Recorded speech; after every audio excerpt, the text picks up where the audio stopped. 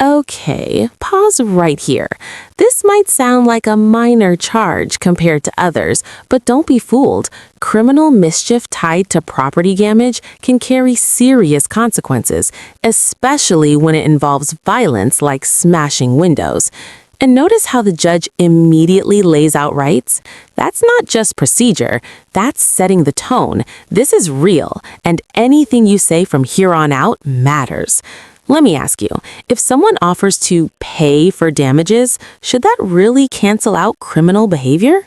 There was an argument with three different girls through text, and the defendant did not like that and got very upset. The complainant stated she asked the defendant to go outside to her car to grab some diapers, and the defendant started damaging the motor vehicle due to the motor vehicle not being unlocked. The complainant stated the defendant was... And there it is, that classic line. She doesn't need to press charges. But here's the reality. This isn't up to the victim anymore. Once law enforcement is involved, the state decides whether charges move forward. Also, notice the emotional trigger here. Jealousy, arguments, escalation, and suddenly it turns into property destruction. That's exactly what judges look for, patterns of impulsive behavior. Question for you. Does offering to fix the damage make the situation better, or does it actually confirm guilt? Smashing the windshield and kicking the doors. The damage was estimated to be approximately $1,000. The officer made contact with the defendant. The defendant stated the complainant doesn't need to press charges as... Whoa, this is the moment everything shifts. The judge isn't just looking at this case anymore, he's looking at a pattern. 10 cases at just 23 years old. That's not bad luck, that's a trajectory. And when judges see repeat offenses stacking like this, they stop thinking short-term and start thinking about public safety and long-term control. That's why you're about to see stricter conditions, monitoring, curfews, drug tests. Be honest, at what point does the system stop giving chances and start locking things down? They have a child together and that he is willing to pay for all the damages.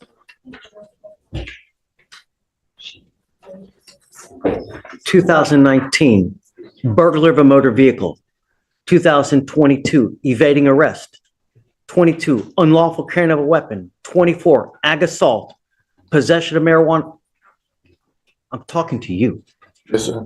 Possession of marijuana, another ag assault, another evading arrest, possession of a substance in a possession of a prohibited substance in a correctional facility, a fugitive case, and now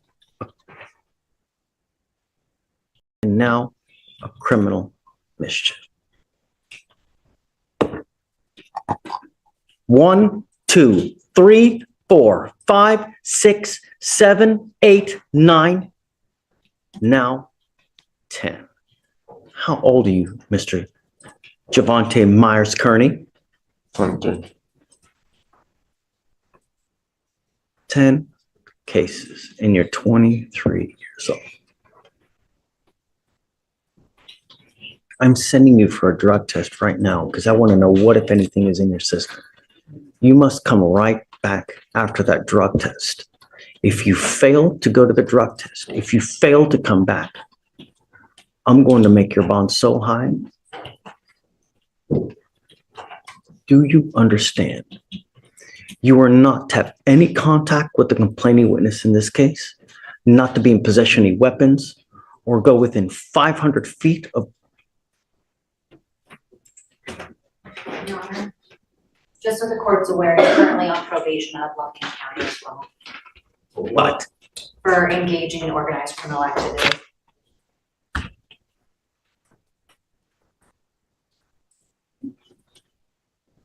What else does he have at accounting, Kennedy? Steph?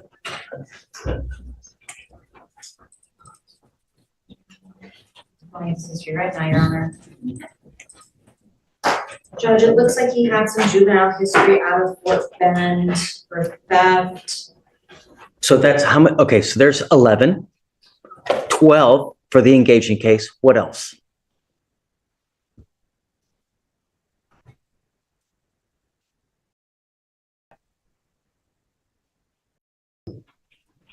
That looks like it for the actual file cases, Judge.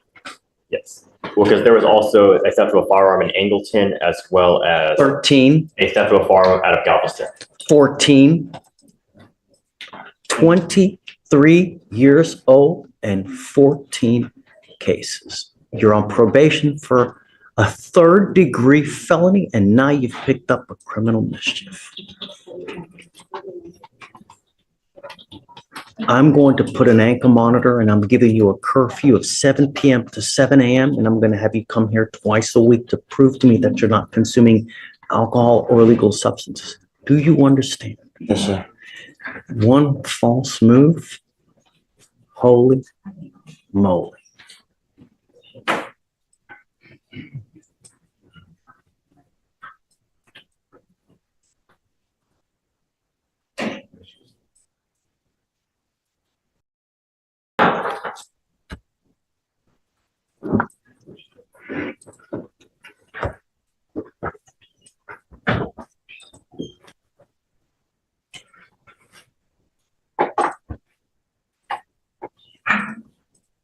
So let's send him for a drug test right now. And then Mr. Myers-Kearney, do you know how hard this life is without money? Do you have any clue? Sir. Don't. Because you have no clue. You don't care about your future. But just wait. You've got 14 cases on your background now.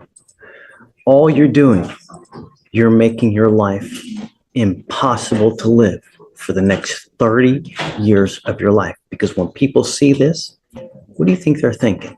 Do you have a job now? Yes, sir. I work for my phone. It's just temporary job though. Just Doing what? I answer dealing with the voting right now. People that doing the vote. I just answer the call, see if they voting. Answer a couple questions that's on my little list. Ask them a couple questions that's on my little You're list. working for? It's just my brother's girlfriend. Her name Ebony. She worked at this. It's called.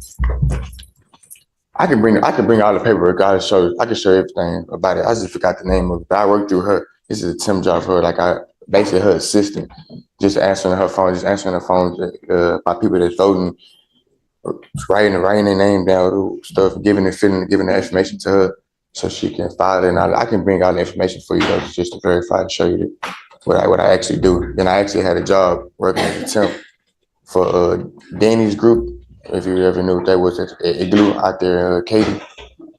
Igloo, she worked at that company. Did you graduate from high school? No, sir, I got my GED though. I'm working to get my GED right now on my first time. No. I asked you if you graduated from high school. Yes or no? Yes, sir. Did you get your GED? We're getting it now. I'm in the process of it right now. We are going to work on that together right now. So what I'm going to do is I'm going to set your case off, and I want you to show me what you have done to get your GED. I'm making that a condition of your bond that you get your GED. And if you don't do anything, it's not going to go well between you and I.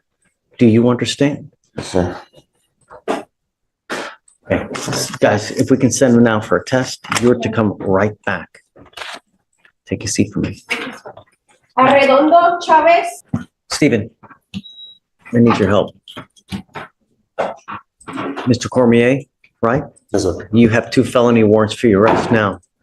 2 felony warrants for aggravated assault with a deadly weapon, 1 for aggravated assault of a family member, 1 for aggravated assault with a deadly weapon.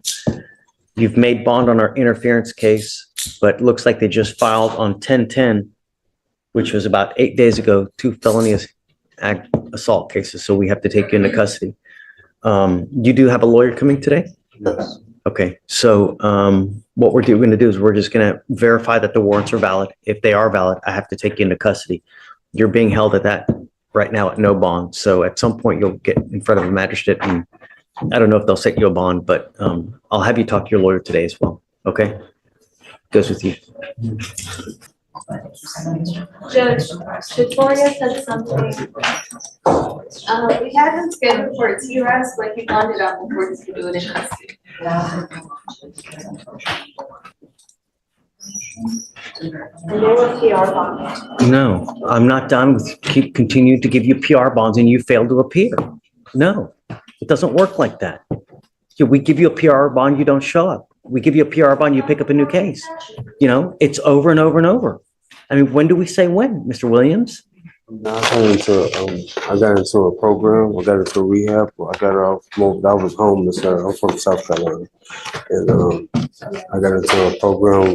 We're up to 3 cases. We're up to 3 different times you don't appear. I mean, when do we say when? They threw my paperwork and all this type of stuff away. I didn't know nothing about this. Oh, they give you paperwork when you leave the jail.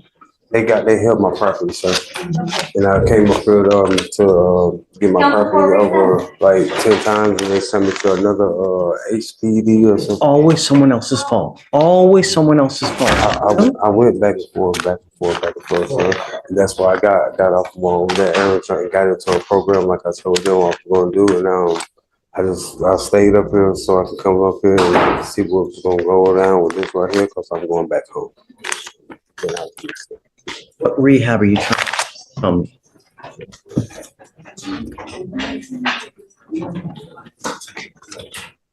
Gifted Souls in Pearland.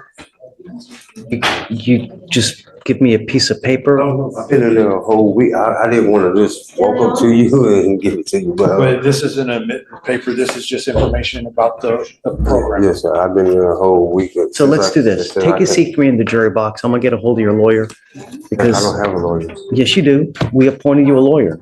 You have a lawyer, Mr. Brooker. So, I don't want to do anything until we talk with your lawyer to figure out where we're gonna go. But, so just take a seat for me in the jury box. I'm gonna get a hold of your lawyer. We'll see how we go forward. Judge, I figured you want an update on Kenneth Williams. Do you recall we met on him? Looks like it was back on the 27th. Due to his failure to appear on one case, his bond was revoked. He went into custody. He bonded out. I wanted to just kind of share with you what's been going on since then with him. Okay. So, Judge, firstly, Mr. Williams has been staying at a place called Gifted Souls. It appears to be a mental health treatment facility. They helped him to get here today, so on and so forth. He does not have a phone as of today, but he intends to get one today, is my understanding. That will keep us in better communication. So originally I was appointed on, I believe, 2 cases, and then there was a third somehow. So I ultimately got on that case too. Spoke with the state. There's still some discovery outstanding.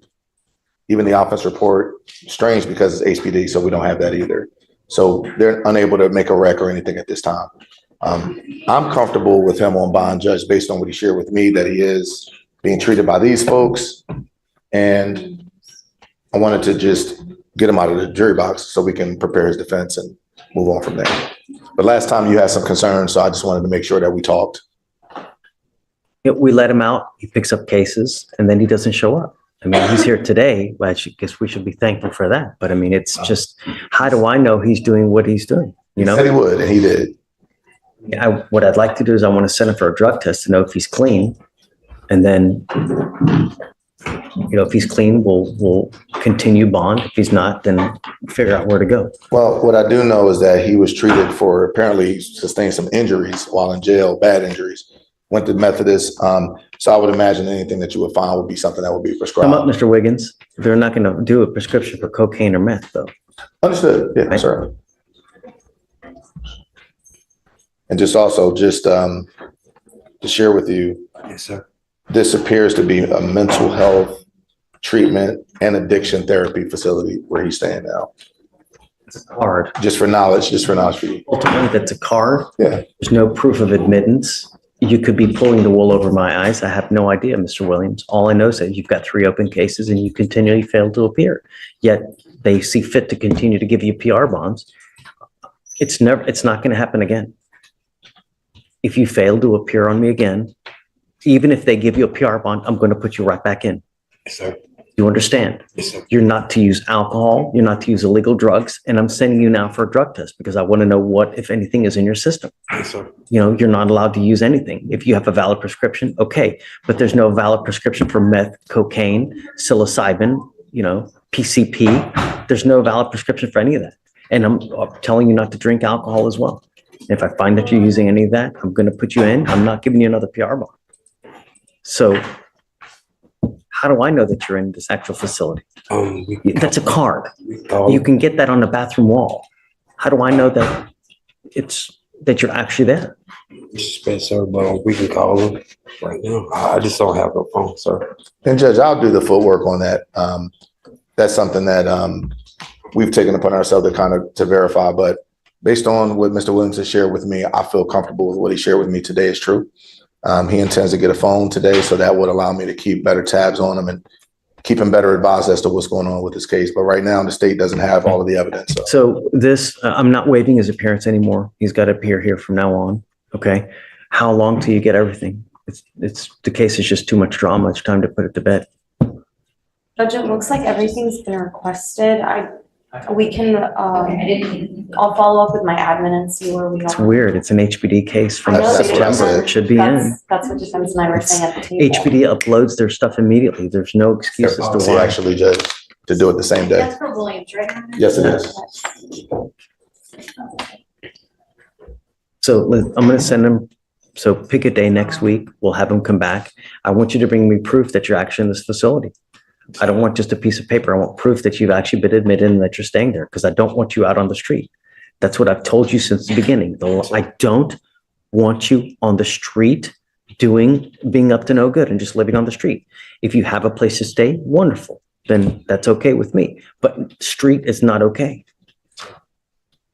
Thank you, Judge. We'll Okay. take care of it. All right. So pick a day next week. You have to be back here and I'm sending you for a drug test right now.